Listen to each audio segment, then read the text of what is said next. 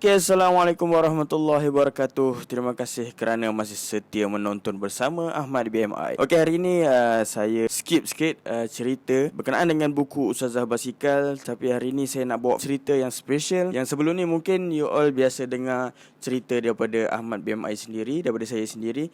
Tapi hari ini saya nak bawakan special untuk anda, cerita eksklusif daripada Umi dan Abi saya lah, mak dan ayah saya.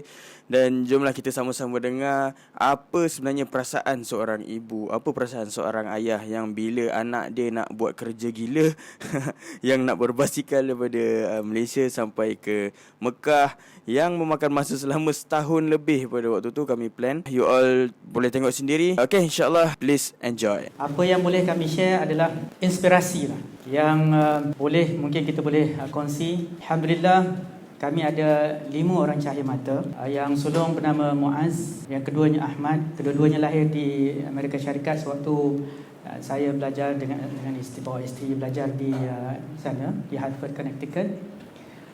Dan yang ketiga adalah Anas, lahir di Arab Saudi.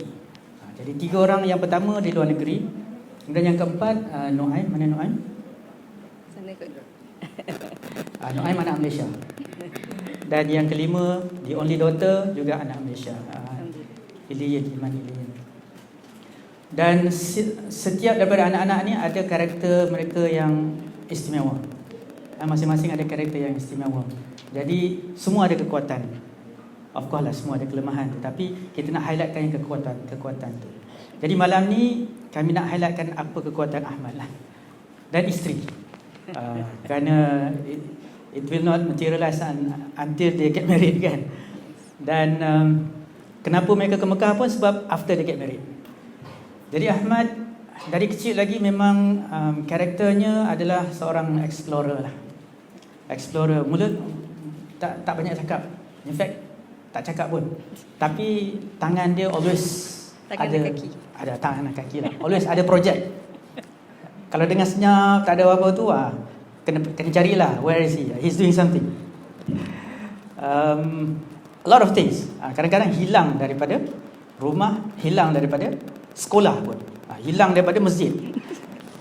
Jadi itulah karakter dia. Dan alhamdulillah bila dewasa dia menggunakan kekuatan ni untuk explore negeri lah, di luar, explore negara.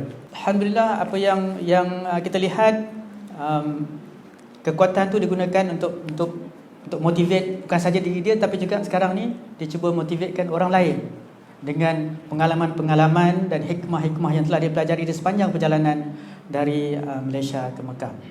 Jadi saya rasa setakat itu saja, supaya nak bagi peluang untuk Umi pula bercerita, kan habis masa pula kan. Jadi saya serahkan mikrofon kepada Umi. Okey. Jazakallah khairan katsira. Okey, suami tersayang, dan juga kepada empunya tempat ni. First time memang rasa macam amazing. Masya-Allah, terima kasih ya tuan. Okey, alhamdulillah tempat ni. Ahmad cerita, tapi cerita kami tak boleh imagine tempat ni. Tapi bila masuk, wow, masya-Allah. Very nice place. Alhamdulillah, kami amat bersyukur kerana this is the first time, walaupun kami duduk Gombak lama dah. Tapi alhamdulillah Allah izinkan ada di Ampang dia. Padahal selalu jugalah kerap lalu depan ni. Jadi alhamdulillah. Tapi insya-Allah Umi nak tanya first, siapa sini mother? Show some hands. Ibu. Okey, kat belakang satu ibu, 2 ibu. Sini ada ibu, 3 ibu. Alhamdulillah. Ibu, kalau kata ibu mesti dah ada anak kan? Ini perkongsian seorang ibu lah. Bila anak kata dia nak mengembara, apa perasaan seorang ibu? Nak mengembara dengan basikal. Dengan basikal pula tu nak ke Mekah. Hoi, luar daripada logik akal. Okay, sebagai seorang ibu kita rasa dia betul lah kan. Walaupun waktu kecil seperti apa yang Abi kata, memang he's an explorer. Kalau Dora explorer tak apa lagi. Ini Ahmad the explorer. Jadi bila Ahmad the explorer, daripada kecil Ahmad macam Abi kata dia pernah hilang di masjid. Masjid bukan sembarang masjid, Masjidil Haram. Waktu baru 3 tahun. Hilang di Masjidil Haram. We can't imagine dia waktu tu kami solat. Muaz yang sulung sami'na wa ta'na, always sit beside me. Sebab yang lelaki tempat lain kan, Muaz sebelah, Ahmad sebelah. So bila Muaz solat, for sure this little boy dia jauh setahun aja hilang. So bila hilang, kita dalam keadaan solat, bagaimana perasaan kita ibu-ibu? Aku khusyuk, hilang khusyuk. Masjidil Haram imam dia baca memang bestnya. Tapi bila nak hilang, ya Allah, waktu tu maghrib pula tu kan, hilang. Jadi bila dah habis solat je, waktu saya memang tak boleh cakap bahasa Arab. So saya cakap dengan orang yang datang, little boy, small boy. Dia kata macam ni, kita tak tahu. Tanya Muaz, adik mana? Kita tak tahu, Alung solat. Betul lah, Alung solat kan, tapi tanya yang solat. Jadi kita tanya. Lepas tu ada seorang lelaki datang, dia kata, Sagir, dia tunjuk tangga. Rupanya this little boy, dia main escalator. Escalator di Masjidil Haram, Masya Allah. Nasib baik tak diculik oleh Pak Arab. Otherwise kami kehilangan anak kami and explorer ni. Ya? Jadi itu yang waktu kecil kami dah nampak lah. Kekuatan Ahmad, dia memang suka merayap. Senang buat kan, merayap. Okay, jadi bila dia merayap ni, kami ke Uluyam, Umi ke mana pun kami pergi, dia akan hilang.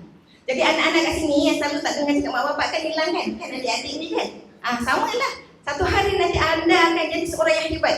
InsyaAllah, biiznillah. Kerana apa? Kerana kaki tu tak duduk diam. Kan? Kaki tu nak bergerak. Jadi ini yang berlaku pada Ahmad. Jadi bila dia bergerak, cita-cita dia tu memang besar. Impian dia selalu tinggi. Okey, Ahmad bercita-cita dulu waktu dia kecil. Kalau bayangkan anak umur 7 tahun. Keinginan dia begitu tinggi.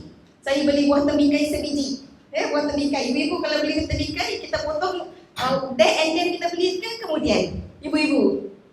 Kemudian lah kan nak makan kan. So saya sedang masak, Ahmad angkat buah tembikai ni.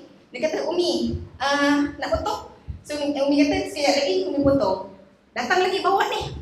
Tembikai tu is as big as he himself. Dia bawa sampai 3 kali. Soalannya sama. Umi nak potong, nak makan. So dia tak nanti Umi masak dulu. What did he do during that time? Dia hempasnya tembikai tu.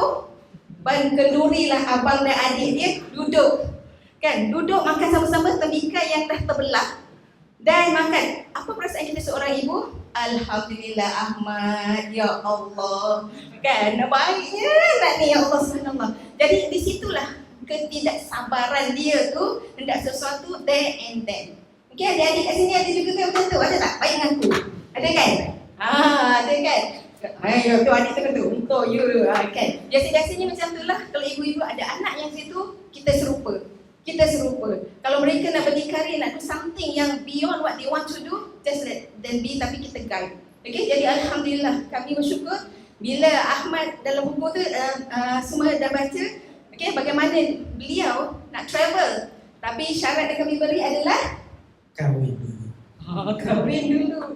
So dia pun budak yang baik, anak yang baik, walaupun mulut tak bercakap, kaki bergerak kan. Jadi dia kata, Angah tak ada calon. Si baik sih. Kan, awak semua ada calon kan? Yang belum kahwin ni kan? Ada awet ni kan? So, cari calon. So, Alhamdulillah, bila seorang ibu nak mencari calon bakal menantu dan bakal menjadi ibu kepada cucu-cucu kami akan cari yang terbaik, of course. Dan Alhamdulillah, dengan izin Allah, maka saya juga adalah sama-sama dalam Al-Badani Center. Kami ada center dan sama-sama mempelajari Al-Quran. Kami ada center kami di Gombak dan Adila ada center di Sentul. Di situlah kami berkenalan atas dasar Al-Quran.